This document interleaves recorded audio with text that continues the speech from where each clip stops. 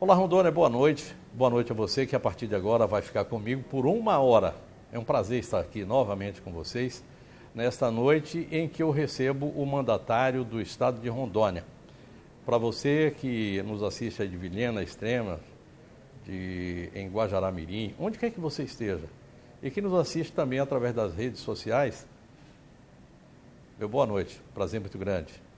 É muito legal estar aqui, conversar a respeito das nossas coisas, das coisas de Rondônia, falar sobre desenvolvimento, falar de política, enfim. Nesta noite, Confúcio Aires de Moura vai falar a respeito desse momento. Hoje eu vi um vídeo dele e eu vi o seu sofrimento. Não é muito fácil quando o homem para na vida pública e diz assim, olha, eu vou parar aqui um momento porque eu tenho que fazer uma outra coisa. Boa noite, governador. Prazer, muito obrigado por nos receber aqui. Prazer recebê-lo. Boa noite, Tadê. Boa noite a todos os seus telespectadores fiéis de muitos anos.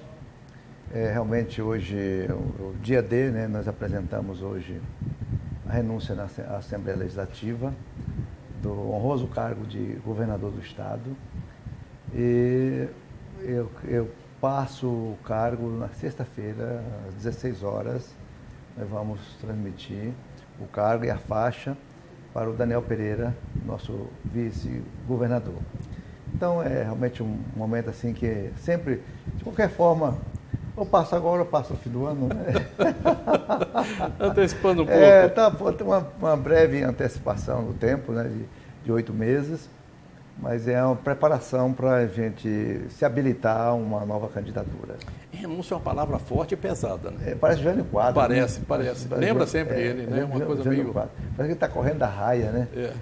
Mas essa renúncia é um ato legítimo para atender às exigências da Justiça. Assim, nós estamos também exonerando muitos dos nossos secretários. Lá em Brasília, o presidente Temer também está exonerando muitos ministros que vão sair candidatos a deputados, senadores nas próximas eleições. O prazo limite é agora, dia 6, sábado, né? Dia 7. Mas sábado, ele tem que sair na sexta, que é dia útil. Então, nós estamos aqui, já adiantamos, já apresentamos hoje a Assembleia para poder ela se organizar, para poder acolher e empossar o governador lá na Assembleia Legislativa na sexta-feira. O senhor vai estar na Assembleia Legislativa, na posse do Daniel?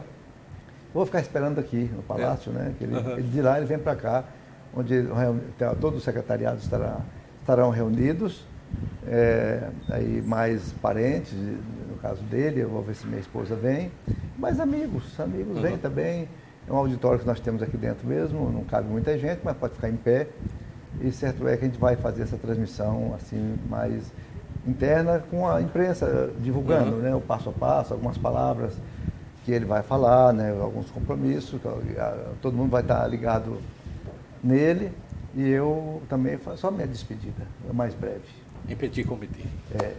Bom, que julgamento que o senhor faz depois desses 7 anos, mais de 7 anos no comando do Estado? Qual é o julgamento que o senhor faz de si e qual é aquele que o senhor espera do povo de Rondônia?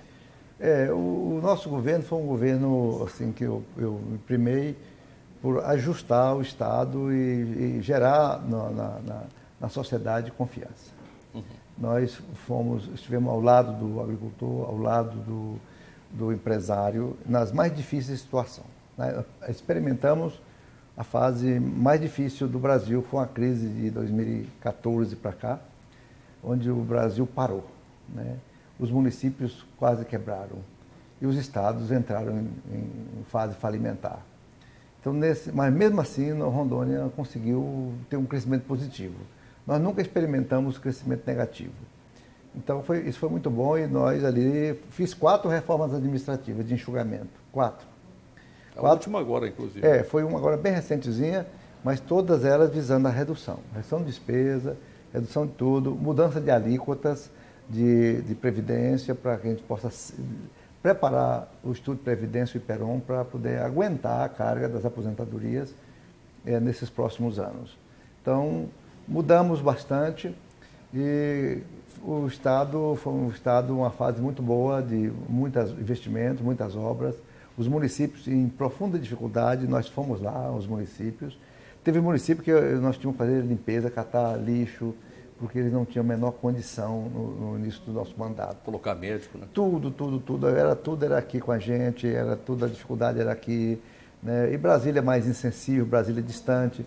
Então era o que a gente tinha aqui, a gente dividia o bolo, né? A gente hoje não tem assim poupança de guardado, dinheiro guardado, a não ser o dinheiro dos fundos, né? Nos fundos nós temos 200 milhões ainda em ativos, né? Nós temos esses recursos e temos recursos para garantir alguns presídios que serão trabalhados em cogestão, esse tem dinheiro garantido, e também o Hospital do Guajará-Mirim, que será também uma organização social, nós temos dinheiro guardado para o futuro, né? Mas o restante é uma gestão perigosa de folha de salário, né? Porque hoje os prefeitos, os governadores, se não cuidar, eles serão só gestor de RH. O senhor é contra ou a favor da LRF? Ela fecha, lhe manter, mas, na verdade, lhe dá também a garantia de que alguma coisa vai sair lá na frente melhor, né? A lei de responsabilidade fiscal, ela foi aprovada no governo Fernando Henrique. Eu era deputado e votei nela. Isso. Tem muito orgulho dela. Pelo menos criou uma certa responsabilidade, porque antigamente, ao final do governo, o governo que saía emitia 100% de aumento. E deixava o coitado do futuro governador embasbacado. Que ia preso logo depois. Não tinha a menor condição de gerenciar. Hoje não, você pode deixar despesa, mas tem que deixar o dinheiro. Você pode deixar uma dívida, qualquer coisa, mas tem que deixar o dinheiro. Isso veio segurar bastante a irresponsabilidade. O Brasil está muito pior do que está hoje. Essa lei, ela não é perfeita, mas ninguém mexe nela. Na época o PT votou contra ela. É verdade. Mas hoje o PT não deixa tirar a LRF. A própria presidente Dilma falou, na LRF não se mexe. Ela falou para ele. Mexe comigo, mas não na lei. Mas não mexe na lei. Então, mas lógico, toda lei ela vai caducando, vai ficando envelhecida e ela precisa de aperfeiçoamento. E o mundo muda tudo. Não é? Por exemplo, o governo federal não cumpre a LRF. Só quem cumpre a lei de responsabilidade fiscal são os estados e os municípios. Agora lá criou a lei do teto. Isso. Lei do teto no governo federal, para limitar. Isso já foi uma grande conquista do governo Temer, né? Mas essa lei é uma lei de segurança, né? Uma lei de austeridade. Então, o Estado nosso, nós passamos por tudo isso. 4 reformas. Aqui nós contamos passagem aérea, temos uma equipe aqui em cima só para negar a passagem. Aqui nós temos uma equipe para negar a diária. Aqui o combustível é racionado para todo mundo do Estado. Turma do não. Turma do não. É racionado. Nós controlamos por cartão todo o consumo de qualquer carro que você pensar. Veio. Peças, hoje para trocar uma peça tem que ter uma comprovação que a peça mesmo foi danificada. Então nós conseguimos segurar a economia do Estado, o gasto, nós somos eficientes no gasto. Me diz uma coisa, doutor Confúcio, quais são os seus pontos fortes e fracos? Eu sei que o senhor é uma pessoa muito aberta para falar a respeito dessas coisas, não tem pudor.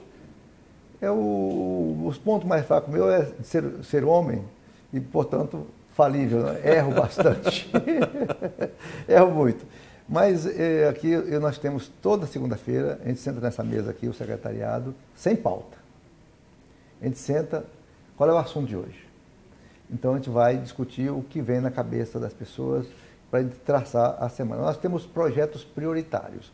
Os pontos fracos nossos, geralmente foi a questão da TI nossa, que nós não tínhamos nada de tecnologia da informação. Nós tivemos que montar tudo isso. Hoje nós temos aqui dentro desse prédio e cedido aí para meio mundo dos órgãos públicos uma infovia gratuita. Que esses órgãos aqui, todos não pagam nada de internet. Né? É o Estado que bancou sozinho em financiamento. Então, os nossos pontos mais fracos foi a questão da tecnologia da informação, que nós temos que aumentar e muito o investimento em tecnologia. Muito, muito, muito. Para priorizar a tecnologia da informação vai diminuir o pessoal. Uhum. Só através da tecnologia você vai diminuir o concurso público. Tem, por exemplo, esse carimbo que você me perguntou aqui, que é a caneta. Que é a caneta, é o carimbaço. Uhum. Esse nós não usamos mais esses carimbos. Esse carimbo é o símbolo do atraso, né? De você ficar carimbando papel em qualquer repartição do protocolo, 10, 20 pessoas carimbando papel, conferindo folha de ponto, Isso tudo vai acabar. Tudo vai acabar. Então, com isso, a gente vai ter uma tendência progressiva a ter menos concursos e diminuir o gasto de folha. É a salvação do Brasil a tecnologia da informação. É mergulhar de boca nesse período digital, nesse período dos algoritmos, período do mundo do Facebook, esse mundo do Google, esse mundo enfim, de todas as plataformas inteligentes que regula hoje, na realidade, hoje ninguém tem mais privacidade. Desde que você passe numa rua, uma câmera te filma, você não é mais privativo. Você nem está vendo, passando na rua, está sendo filmado. Você entra no banco, mete o cartão no terminal, está sendo filmado. Então, privacidade mesmo não existe mais para ninguém. Você atende um telefone, você já não tem mais privacidade. O Google capta tudo. Capta tudo. Tudo. E joga, ele separa você. O seu pensamento, o meu, cai num pacote. Outros que pensam diferente caem no outro pacote. E ele vende isso para o comércio. O que é uma pena, né? Vende. Mágoas ou arrependimentos nesses 7 anos? O senhor leva alguma coisa? Deixa alguma coisa? Não, nenhuma mágoa. Nenhuma mágoa. Tudo isso é o que nós passamos de muitas dificuldades, dificuldades com a Assembleia, dificuldades com pessoas. Isso tudo faz parte do jogo político. Não teve nada demais no nosso governo. Foi tudo previsível e aconteceria e apenas me amadureceu, né? Muito. Eu não tenho mágoa de ninguém. O senhor vai deixar um legado, eu tenho falado isso de vez em quando, relevante. E esse legado o senhor conquistou. Essas conquistas aconteceram no momento que o Brasil atravessava uma crise que eu não tinha visto ainda igual. Onde é que saíram essas bases? De onde é que saiu essa criatividade? De onde é que veio esse liame para essas conquistas? Essa conquista nossa surgiu o seguinte: o Tarcísio Delgado, que era prefeito de Juiz de Fora, eu tinha muito medo de ser prefeito. Quando eu fui eleito prefeito, não preparado, eu fui bater lá em Tarcísio, em Juiz de Fora, porque ele já tinha 3 mandatos, né? E eu falei: Tarcísio, eu fui eleito e eu estou com medo. Lá em Ariquemes? Não, lá em Juiz de Fora. Lá em Juiz de Fora? Eu era prefeito de Ariquemes, fui eleito, né? Antes da posse, eu fui lá com ele. E ele falou: olha, a austeridade gera filhos. Você, sendo austero, você faz muito mais do que você planejou e prometeu. E nesse mandato nosso aqui, o que eu prometi na campanha, que foi registrado na Justiça Eleitoral, no G1, nós já atendemos 84% das nossas promessas.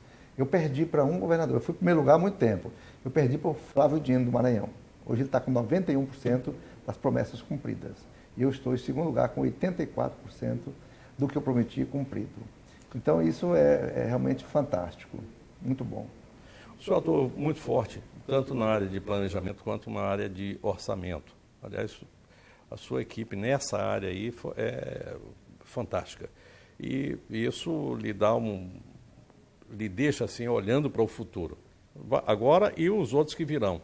Eu gostaria que o senhor falasse a respeito desse tema e ainda que a gente hoje, nesse presente, tenha que olhar e ver que algumas coisas do passado ainda subsistem. Algumas mazelas a gente não conseguiu. Exatamente.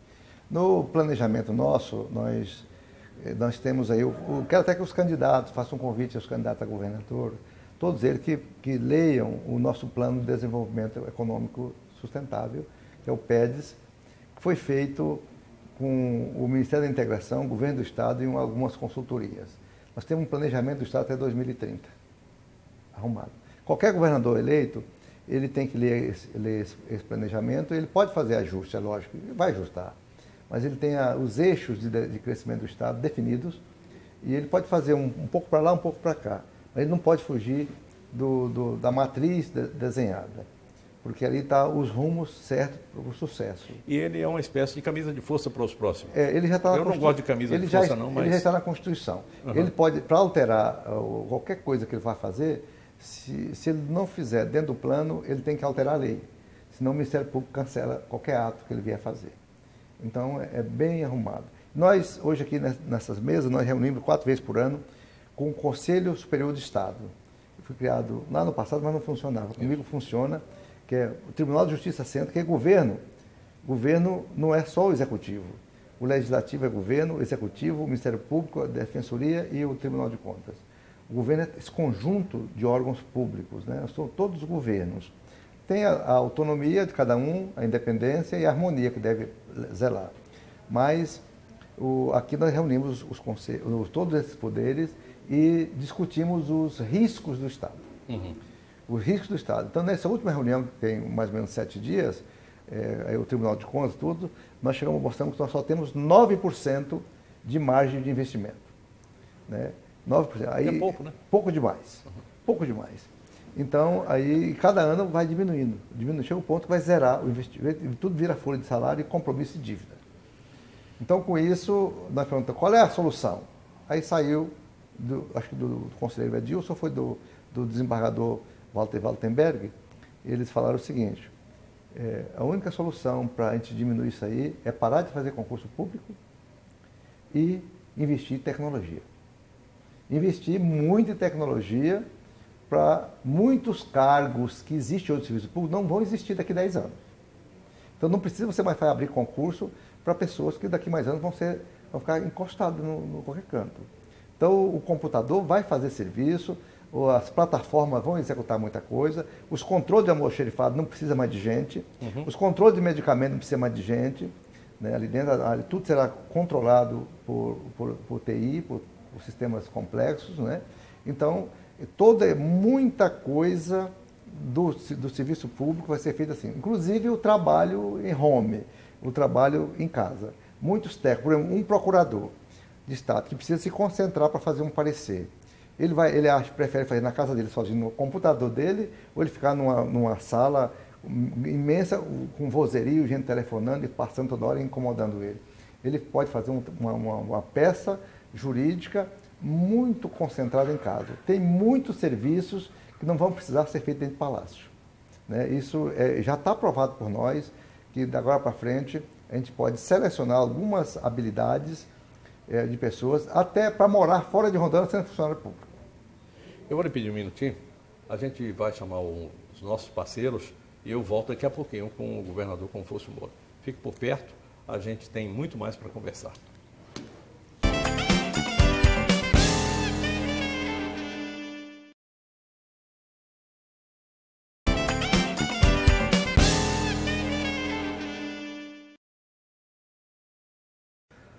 Estamos de volta, o governador Confúcio Moura está comigo nesta noite. Já que nós falamos de áreas de sucesso, algumas outras áreas deixaram e eu falei aqui antes, que são coisas que nos lembram do passado, mas deixaram de acontecer. Saúde, educação e segurança, que são 3 gargalos no serviço público. Que avaliação que o senhor faz pelo não atingimento de expectativas da população, não que sejam metas suas, perfeito, mas a população se... Da saúde, eu dou para mim mesmo uma nota 8. Porque hoje, o índice de reclamações dos pacientes que internam são atendidos na rede, a nota é excelente. Os pacientes agradecem muito quando internam no hospital de base, o atendimento é muito qualidade, a limpeza, a alimentação, o bom trato e a dispensação dos medicamentos para as pessoas. As cirurgias de alto nível. Nós fazemos hoje até transplante de rim, cateterismo, e fora o trauma, que é o grande problema. E na área do câncer, nós não tínhamos nada, praticamente só tinha o São Pelegrino. Hoje nós temos serviço de câncer em Cacoal, que eu trouxe. Temos o Barretinho, que nós fizemos em 7 meses. Agora já temos o Hospital Grande de Barretos, do Amor da Amazônia, que já está entrando progressivamente em ação. Né? Nós criamos todas essas estruturas, esse Barretinho aí já ajudou demais a população. Ampliamos muito vagas de UTI, protegemos o João Paulo II, que é nosso cancro, assim, uma casa inadequada para ser hospital, improvisado. Mas nós seguramos o João Paulo II sem grandes mazelas. Tem dia que tem gente na maca, ocasionalmente tem um chão, mas a rapidez com que nós esvaziamos o João Paulo é muito grande. E nós temos lá, você pode, se precisar, você pode ir em qualquer hospital particular da cidade, você não vai encontrar a equipe que nós temos de plantão, o neurologista de plantão, o anestesista de plantão, o cirurgião geral de plantão, o angiologista de plantão, o neuro de plantão, os clínicos de plantão e os residentes médicos no plantão. Então, a gente tem uma linha de médicos, assim, no João Paulo II, que a pessoa entra ali, na hora que começa a atender, eles têm ressonância, que não tinha, tomografia no hospital, todos os serviços complexos nossos do Estado, sem terceirização. Então, e aumentamos a vaga de UTI do João Paulo de 10 para 40, para 50, porque nós aumentamos mais 40 vagas, ali pertinho da Jatuarana, tem a AME lá. Isso. E nós temos aqui dentro de Porto Velho um hospital invisível, que é o SAND. O SAND nós atendemos Alzheimer em casa, AVC, sequelados, traumas de crânios, tumores cranianos, câncer terminal, pacientes com escaras e outros problemas, alimentação parenteral, oxigenação, né, fraldas, e toda a assistência a gente faz em casa. Isso então são quantos? Isso dá uma média, um total de 250 pacientes. 250. E tem uma equipe que realmente estabelece uma relação com a família de profunda intimidade. Eles já chegam, o médico já chega na porta para ver o paciente. E o outro fato mais importante é que a família acaba o medo do doente, dá banho no parente. Se for um idoso, os netos estão ali falando com ele, consolando, molhando a boca do idoso, qualquer que seja a sua doença, levando água, virando de lado, fazendo o curativo. Eles já fazem, os familiares. Junta 2, 3 e faz o curativo. Já dá o banho, troca a roupa. O senhor pensou que o sistema de saúde nosso aqui de Rondônia trabalha para 1,5 milhão de pessoas em Rondônia, e mais quase que 1,5 milhão de pessoas de fora, Bolívia, Amazonas e tal. Não é muito fácil, não. Pega Mato Grosso também. Mato Grosso também. Mato Grosso. A gente atende todo isso aqui. E nós fizemos outro serviço na área da saúde. Eu fiz um bloqueio em Cacoal. Nós temos lá em Cacoal uma rede de saúde incomparável. O Hospital Regional de Cacoal tem quase os mesmos especialistas que tem aqui. E tem o Euro, que é o pronto-socorro de Cacoal, é o que nós desejávamos em Porto Velho e não fizemos. Está lá, funcionando. 500 pacientes por dia de urgência. Vai acontecer o Euro? O Euro vai, mas daqui 3 anos. O senhor vai inaugurar? Não, eu não vou inaugurar. Eu vou deixar licitado, eu vou deixar ele em licitação. O Daniel deve já dar ordem de serviço, mas quem vai inaugurar é o futuro governador. Lá na frente. Se o senhor conseguir o que quer, o que almeja, o senhor virá para a inauguração. Pelo menos de longe. Vai chorar na porta. Pelo de longe, é a minha grande decepção de não ter entregue esse hospital no meu mandato, porque eu prometi esse hospital. O senhor falou de saúde e muito bem. E a segurança pública, nós estamos bastante...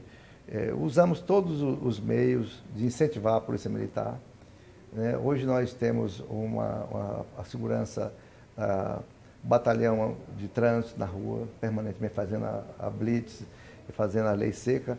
No fim de semana que faz lei seca, diminui 40% de acidentados. 40%. É uma coisa muito importante. Os homicídios a gente tem reduzido. Esse ano, quando sair o laudo, o resultado geral do Brasil da violência, Rondônia vai estar entre os 10 primeiros estados mais pacificados. Graças a Deus. Se a gente controlar Porto Velho e a região de Ariquemes, a gente passa a ser um dos estados de menores índices de violência. Agora tem o furto, que a gente não consegue baixar, de celular na rua, esse é terrível. E tem o assassinato, o homicídio que é meio... O homicídio a gente quer reduzir, está trabalhando para isso. E temos um belíssimo programa na forma já exercitando no estado chamado Rondônia Mais Segura. Esse é um projeto nosso, não é copiado de ninguém do mundo, né? É um projeto só nosso aqui, integrado com o município, integrado com outras secretarias, com os outros poderes, Ministério Público, e ele está sendo desenvolvido. Ele surgiu da cabeça de Oscar Motomura, aquele grande líder nosso de preparação de gente, que é lá da Manaquei, lá de Cotia, em São Paulo. Ele veio aqui, nós trouxemos para ele internar aqui delegados e policiais, bombeiros, tudo aí. Ele ficou 7 dias, pessoal, em retiro espiritual, discutindo segurança pública internamente, sem sair. E dali saiu todos esses documentos, que foi transformado por ele num manual de boas práticas, onde não precisa de grande investimento financeiro. Isso é importante. Na área de educação, é uma área... O senhor está saindo agora com 46 dias de greve aí, né? Estou saindo. Essa greve da educação, ela é uma greve que tem um misto de tudo. Um misto político, não é? Misto de medir força, um misto de provocação no governo, no final do governo, porque tem apelar, porque agora ele tem que dar que está saindo. Matar o pato manco. Exatamente. E tem tudo isso. Mas eles falam que nós temos o pior salário do Brasil, não é verdade. A gente não tem no salário fixo, nós temos gratificações, nós estamos em uma situação intermediária de salário no Brasil. Então, isso tudo. Mas nós melhoramos a escola, nós melhoramos as condições do aluno, nós melhoramos o IDEB, estamos melhorando os IDEBs. Nossa escola campeã de Rondônia é 7,9 lá de Nova Brasilândia. E tem muitas escolas com nota 7, 6,5 e assim vai. Ji-Paraná, na área dos municípios, é o município de melhor IDEB municipal, é Ji-Paraná. A menor IDEB 6,5, o maior 7,5, que para a realidade brasileira é show de bola. Os municípios estão reagindo na educação. Esse é o conflito da greve. E eu não quero ser conhecido como o governador das greves, né? Mas nós, nesse endurecimento fiscal, nós, infelizmente, administramos 19 greves. Não é muito fácil, não. É. Bom, queria lhe perguntar o seguinte, como é que era e como é que vai ficar e como é que está o seu relacionamento com a Assembleia Legislativa, o seu MDB com o candidato Maurão de Carvalho a governo, a própria ALE mesmo, né? O Daniel Pereira, que o senhor disse que é o vice dos seus sonhos, como é que era e como é que vai ficar a partir de agora? Eu acredito que eles vão me esquecer, né? Eu vou ficar quietinho. Não vai, não não vai cutucar ninguém. Não vou cutucar ninguém. Eu acho que vai ficar tudo certo. A minha campanha, meu estilo de campanha é bem suave, é bem tranquilo, sem agressão, sem grito, sem esculhambação. Então, nós não vamos ofender ninguém. Eu torço. O Raup é um aliado antigo nosso. Sempre fomos companheiros. Eu nunca tive outro partido. Até assanhei em mudar de partido. Tive uns 7 convites. Mas como é que, isso é assanhamento de velho. Assanhamento de velho, né? Mas depois voltei para o Ninho. Né? Fiquei lá aqui, vou ficar no MDB mesmo. E com a Assembleia, com o Maurão, foi uma fase excelente nossa, com a liderança do Laerte e do Cleiton Roque, foi uma fase excelente, nós aprovamos quase 900 projetos. E aquele copo quebrado que aconteceu há pouco tempo atrás aí, com aquela história aquilo já passou? Qual é o copo quebrado? Aquela conversa lá do Maurão, aquela gravação, eu não aquilo tenho, já foi conversado, acertado? Eu não tenho nada a ver com aquele negócio, eu sou, assim, fui citado, né? Eu nem tenho que responder essa pergunta, quem tem que responder são eles mesmos, né? Da sua parte, nada? Da minha parte, nada. Ali foi uma conversa que realmente marca a gente não pode deixar de levar em consideração tudo aquilo que foi falado em off, né? E diz que nada mais verdadeiro do que você fala escondido, né? Então, a gente vai aguardar o desfecho e no fato de estar com o Maurão como candidato, ele que vai ditar como é que deve ser a campanha, como é que ele quer que seja feita a campanha, né, e qual é o papel do candidato a senador na campanha governamental. Né? No meu jeito, eu vou começar a circular pelos distritos nesses 5 meses, e depois nos municípios pequenos, que é só uma vez, e depois vou ficar limitado a 17 municípios. Apesar dessa sua juventude política, né, esse jeito de fazer política que a gente conhece, você tem uma coisa bastante tradicional que a gente vê em alguns políticos mais antigos, como o Bianco, por exemplo, seu velho companheiro também, que estava em outro partido, que é o fato de conversar com todo mundo, se dar com todo mundo e não dispensar absolutamente nenhuma roda de prosa. Exatamente. Eu sou realmente um indivíduo que eu gosto de gente, eu gosto de conversar, eu gosto de pessoas, né? Mas no cargo, um mandato de 8 anos é um mandato muito, muito longo. Ele é exaustivo, né? O ideal é 5 anos, um mandato único e acabou a reeleição. Para todo mundo. Para todo mundo, acaba com isso de reeleição. Um mandato de 5 anos é bom, dá para você fazer bastante coisa, com bastante gás, mas 8 anos é um mandato cansativo, você já vai chegando no final, torcendo para acabar logo, né? Mas aqui comigo não, eu levanto muito cedo, eu começo a despachar muito cedo. Continua daquele mesmo jeito, às 4, 5 horas da manhã. Mesmo jeito, e aí cedinho já incomodo os secretários, já mandando mensagem para um, cobrando daqui, da lá, né? E dormindo cedo. Dormindo cedo. Aí eu chamo eles para caminhar comigo, quando eu chamo 2, 3, a gente vai conversando e vai batendo papo. E nós vamos andando. Então, mas do grosso, assim, eu deixo o Estado melhor. Eu deixo o Estado encaminhado, eu deixo o Estado organizado. Para você entender, simplesmente assim, aqui nesse palácio, nós tínhamos cerca de 1.200 carros dentro de Porto Velho para levar recado para aqui e lá para as secretarias. Hoje estamos num prédio único, Cassol fez toda essa estrutura de engenharia, deixou até com vidro, mas o caro eu fiz. Foi preencher tudo, fazer acabamento, organizar o serviço e pôr para funcionar. Então isso foi maravilhoso, mas a gente deve isso, lá na placa lá embaixo fala assim, obra iniciada no governo Cassol e concluída no governo Confúcio Moura. Que utilizou durante muito tempo essa beleza de vista. Pois aqui, é. Né? Aqui O senhor falava disso aqui hoje. A vista daqui do gabinete do governador de Porto Velho, a vista é simplesmente fascinante. Aqui para os poetas a inspiração é cada momento, cada noite, cada madrugada. É tudo muito bonito. E nós tínhamos 1.200 carros. Cada secretário, cada diretor tinha um carro. Hoje ninguém tem carro. Ninguém tem carro. Hoje nós temos só 120 carros, está lá embaixo do subsolo, e nenhum secretário tem um carro para ele andar. Ele pega o carro que está disponível na hora lá embaixo, quando muito ele pode usar o motorista de confiança dele. Não tem mais. Então, você vê que nós enxugamos o máximo possível, temos o controle dos veículos do Estado de Rondônia, né? Agora nós vamos avançar, tem muito que fazer ainda. Por exemplo, a questão patrimonial. Nós melhoramos a contabilidade do Estado, o Tribunal de Contas elogia.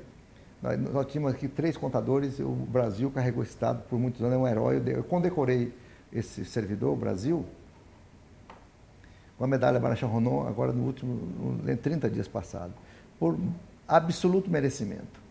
Ele carregou, ele atendia o Tribunal de Contas com os relatórios, que eu não sei como ele fazia. Que o computador que ele tinha foi considerado a peça mais antiga da América Latina. Sem peça de reposição. Ele conseguiu fazer a gambiarra e tocou até...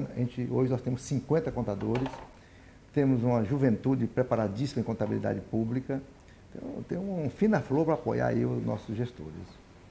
Amanhã o senhor deixa o cargo, o Daniel assume seu lugar. Vocês acertaram as mudanças que vão ocorrer no primeiro escalão? Segundo, aquele seu o planejamento para 5 anos, está bem alinhavado com ele participou disso, ele vai continuar tocando, ou a partir de agora ele vai usar aquela frase lá da nossa terra, que é: o cavalo é do patrão, a espora é minha, sou eu que vou tocar do meu jeito. Eu não acredito nisso, que isso é um retrocesso fantástico. Isso tem levado o Brasil cada vez para piorar, a falta de continuidade, de aproveitar as boas ideias e dar consecução. Isso jamais seria um governo irresponsável se viesse fazer uma coisa dessa, porque o governo ele pode alterar nomes, pode mudar um, mudar outro, isso é normal, é natural. E amanhã, e agora, sexta-feira mesmo, eu estou exonerando todos aqueles que vão ser candidatos, muitos secretários. Ele vai ter que nomear muita gente nova. Porque tem muita gente que são candidatos a deputado estadual, federal, que vão sair do governo. Alguns já saíram, inclusive? Já saíram vários, saiu muito. Padovani saiu, Chiquinho saiu, Ezequiel saiu. Então, muita gente saiu. Vem agora, sai a Mari, saiu o Pimentel, saiu bastante gente. Saiu o Marcos Rocha, da Sejus. Então, vai sair o Valdemar. Então, muita gente vai saindo. Então, ele vai ter muito espaço para troca, de colocar nomes, mas... Você vai sentar com ele para aconselhar também? Faz isso, faz aquilo? O aconselhamento, ele sabe já conhece o nosso governo, né? Conhece o governo, então eu acredito que ele não pode... A minha recomendação para ele é que não mexesse no núcleo central do governo. Aquilo que a gente chama de núcleo duro. Duro. Economia, parte de finança, economia, a parte de economia, planejamento, não é? A parte de administração pública, gestão de pessoas, a parte de controladoria do Estado, que é excelente, nós estamos nota 10 em transparência, e também as compras públicas. O Wagner, então, deve ser um dos homens que continua. Vai depender dele mesmo, né? De continuar ou não. Mas o time, o miolo do Estado toca o Estado. Hoje o governador, se ele souber aproveitar a riqueza de gente que ele tem nesse meio de campo, o sucesso é absoluto. Não tem margem para errar. Né? E o resto é o ajuste, endurecer, segurar o recurso. não abrir muito as questões de aumento de salário fora de base, fora da LRF, fora do que recomenda o Tribunal de Contas. No Tribunal de Contas nós temos um limite. Se eu passar daquilo, eu cometo crime de responsabilidade, sou processado. Então não pode. Eu vou pedir um minutinho. Tá bom. Nós vamos para o intervalo e eu volto já já.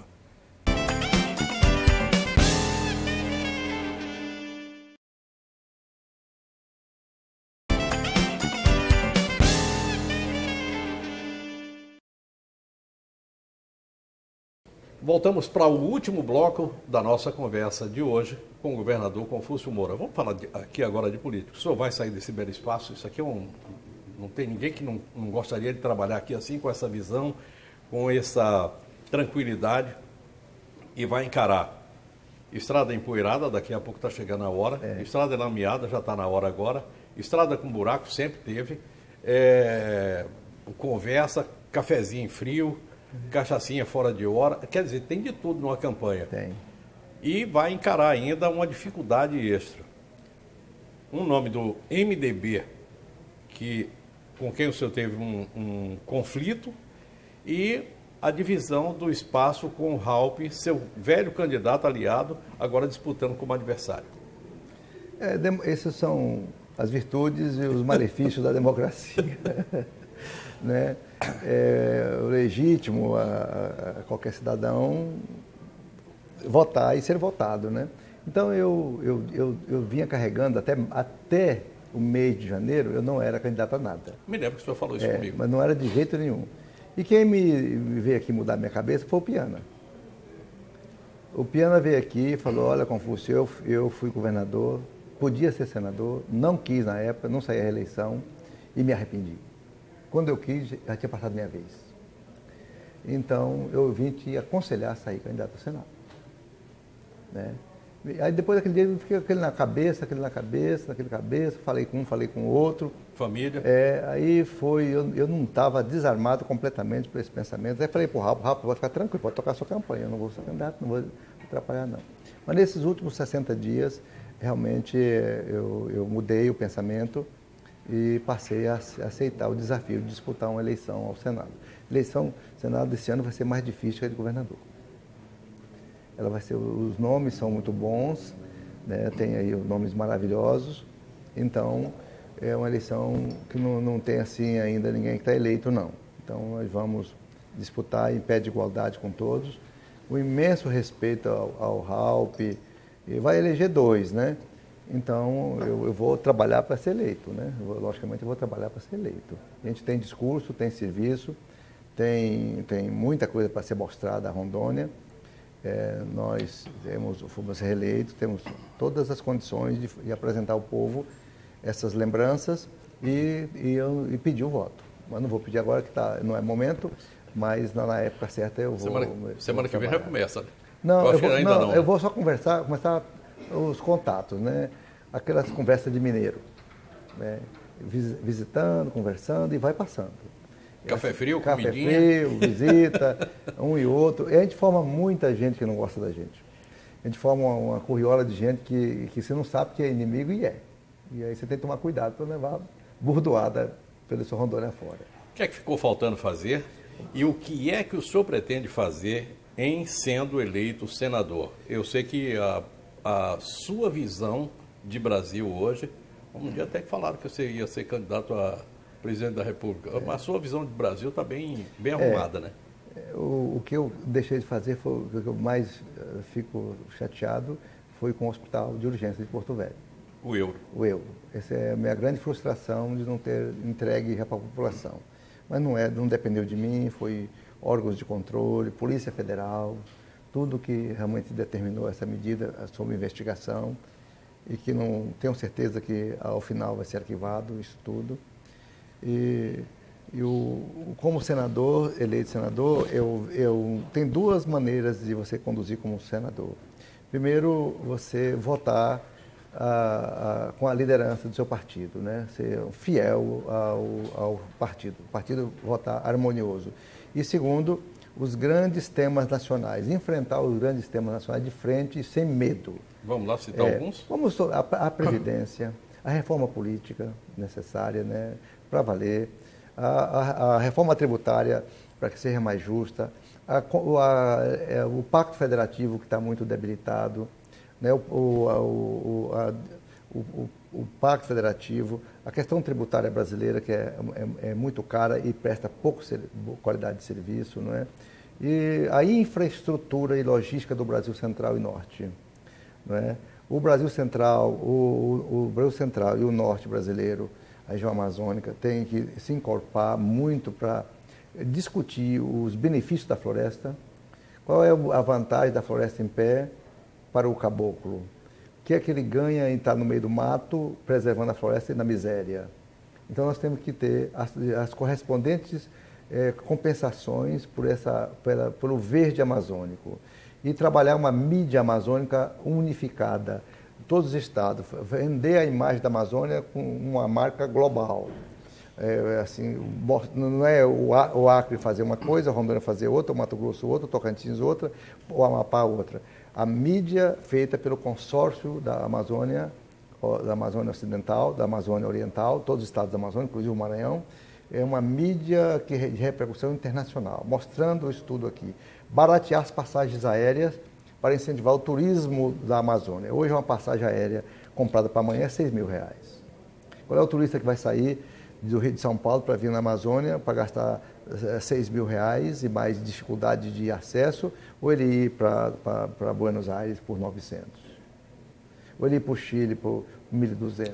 O senhor falava já a respeito, a coisa de uns 3 anos passados, o senhor falava a respeito da questão amazônica, não como mídia, mas como uma bancada federal. O senhor pregava essa bancada federal com a soma de todos os esforços. Mas acho que ainda não há o discurso político da região, né?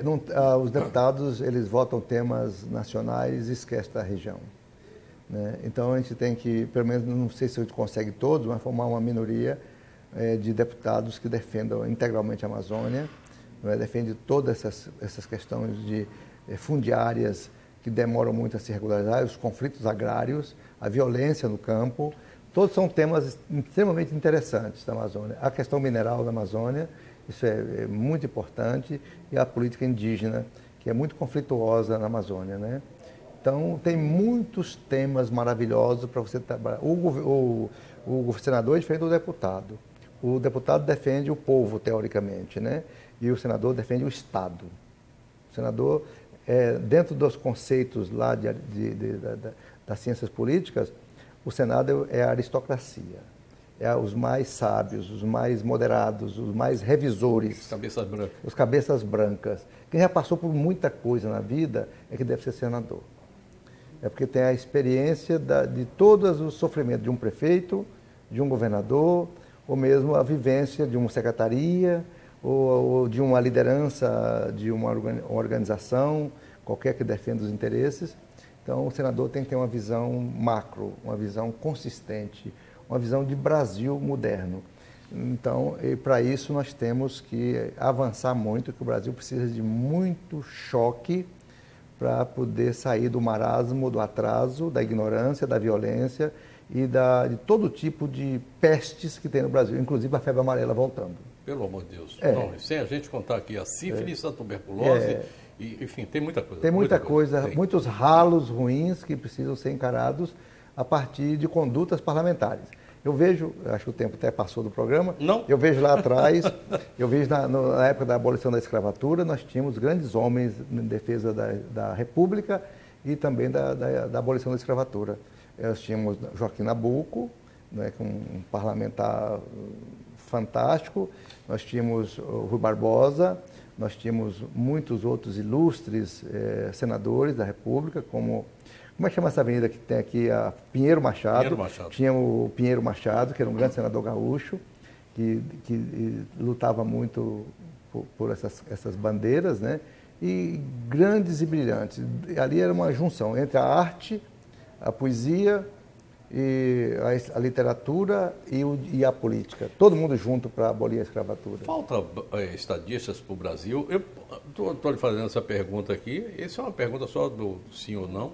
E eu queria deixar o programa para suas considerações. Então, o pessoal gosta muito de considerações finais. Perfeito. Mas eu queria dizer o seguinte, foi uma honra ter estado aqui. Eu acho que é a última vez que eu converso com o governador Confúcio Moura do estado de Rondônia. Espero conversar com o senador várias vezes, o senador Confúcio Moura várias vezes. Ou com o cidadão comum Confúcio Moura aí nas aí brotas, a gente se encontra sempre lá na feira de Ariquemes. Estadista falta, falta no Brasil, falta Justelinos, né?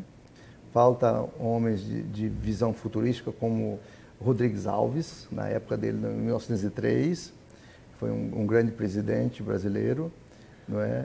Falta uma etapa de Getúlio Vargas, que foi muito, muito salutar para o Brasil, né? E eu até incluiria o Fernando Henrique como um estadista, não é? Então, o Brasil carece dessas pessoas que são... O estadista é aquele líder que, nas horas mais difíceis, conduz o povo sob a sua tutela e liderança. O povo segue o líder. O povo agradece o líder forte. Aquele líder o líder é aquele que segue na frente e os liderados seguem atrás sem saber por quê. Segue por uma inspiração, como seguia Antônio Conselheiro na Revolta de Canudos. Aliás, para a gente entender o Brasil, tem que ler Antônio Conselheiro. Tem que ler os Sertões. Tem que ler os Sertões. Obrigatoriamente, todo aluno e todo cidadão tem que ler os Sertões. O senhor vai se dedicar mais agora a escrever, a fazer poesia, ou vai se dedicar à campanha mesmo? Não, agora eu vou descansar uns dias, né? Ficar à toa, vagabundando. E precisa. Depois eu vou fazer um check-up para ver se a saúde está tudo boa. E aí é começar a campanha. Começar a pré-campanha. Muito obrigado, viu? Obrigado, senhor. Foi um prazer. Foi uma honra muito grande ter estado aqui nesse momento final da sua campanha. Muito agradecido. Da sua passagem. Muito agradecido. Foi uma honra muito grande ter sido governador de Rondônia. Meus amigos, amanhã, a partir das 8h30, a gente se encontra aqui para mais programa Léo Ladeia. Eu desejo a todos boa noite, bom sono e bons sonhos. É sempre muito bom a gente pensar a respeito de tudo aquilo que a gente ouve. Tá? Você pode até não concordar com nada do que a gente fala, mas é importante ouvir. E é muito importante avaliar. Fiquem com Deus. Tchau, tchau.